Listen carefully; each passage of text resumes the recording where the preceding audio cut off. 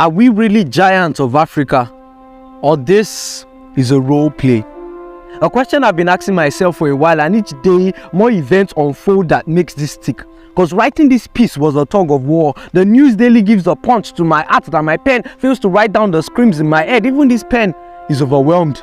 We hail the great Nigeria, a giant on the brink of collapse, needing no Davy to get it on its back, but its self-medication of corruption battle is over. Nigeria, a land having the world's riches yet poorer than the church rats, a land flowing with milk and honey but there's still famine, a blessed country but broke, full of mass poverty, killings and kidnappings and police brutality. I can't even dress nice in peace, because if I resist, then I rest in peace.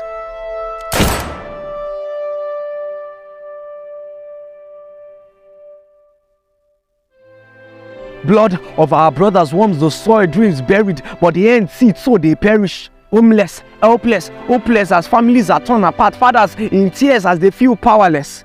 I thought our flag was green, white, green, but it turns out it wasn't what we're expecting, because there ain't no greener pasture here. Is this playing? Or maybe just greener pasture for a selected few and not the populace?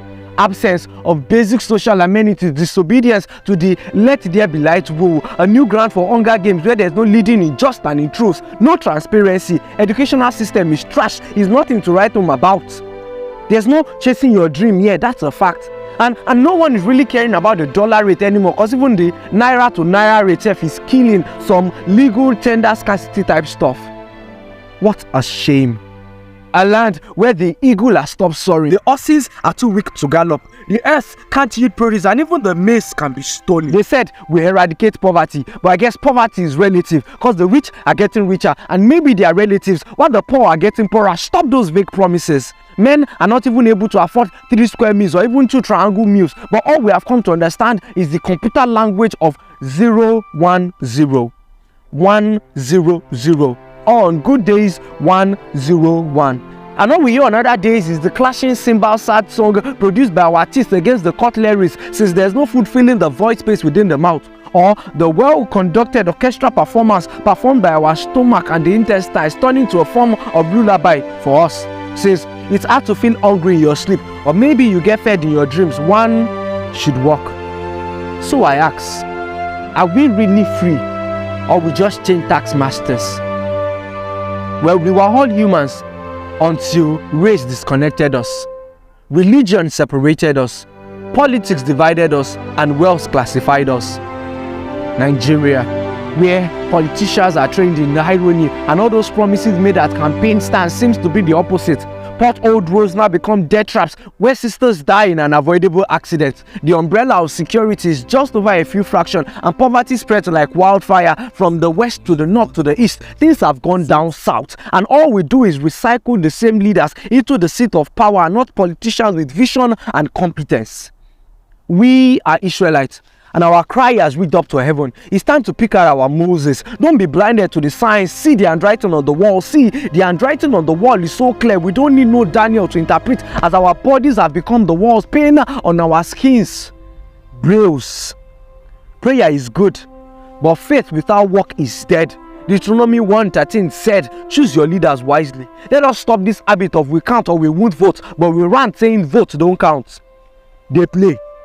Just they play.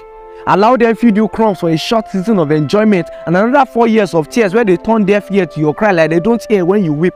And when it's election time, they come back to the slums begging for your thumbs with penny and bags of rice.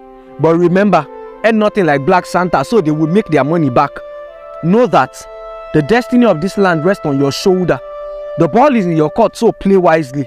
For this short time, the power is now in your hands. This is when democracy matters.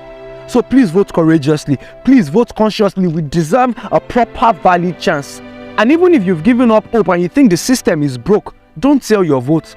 You must know that people's voice counts. Enough debate on religion and traditionalism. Let's be one. Let us stop this hate and racism, but come together in unity. See, bullets are colorblind. Let us stop this riot in our land. We're praying for a new Nigeria, but a new Nigeria with old Nigerians. We always go back to the later. Let us stop the use of civil servants as civilized slaves. Let us get those better days that we pray and workers getting better pays.